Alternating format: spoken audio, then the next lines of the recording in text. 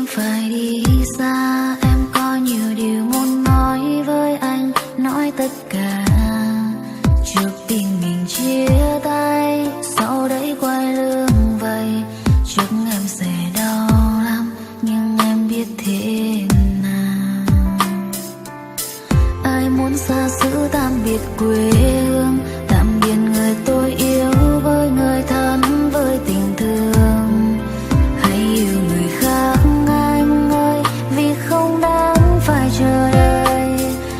Em không xứng đáng với tình yêu anh. Em không thể ở cho anh, càng không thể chăm sóc anh. Tình yêu không thể nào lo cho cuộc sống hai đứa. Em không muốn thấy anh tồn tại, thua một ai ở trên đời. Hãy yêu một người lo cho anh cả tương lai. Vậy nên em nắm tay người để anh cố gắng ngày mai. Một khi anh trở về, hy vọng rằng anh hạnh phúc. Lúc đó ta sẽ là tình bạn chỉ kỷ niệm bao giờ. Có như thế anh sẽ được nhiều hơn.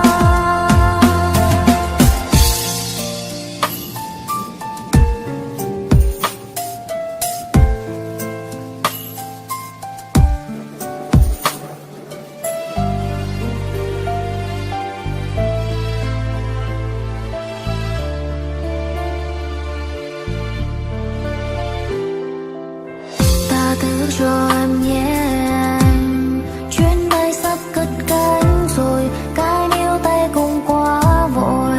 Cho em lần cuối được nhìn thấy anh cười. Em xin lần cuối hay vì em không khóc.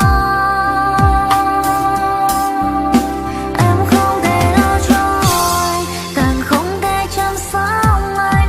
Tình yêu không thể nào lo cho cuộc sống hai đứa. Em không muốn thấy anh tồn tại, thua một ai ở trên đời. Hãy yêu một người lo cho anh cả tương lai. Vậy nên em nắm tay người để anh cố gắng ngày mai. Một khi em trở về, hy vọng rằng anh hạnh phúc.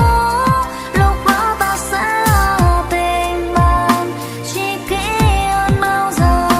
Có như thế anh sẽ được nhiều hơn. Em không thể lo cho anh, càng không thể chăm sóc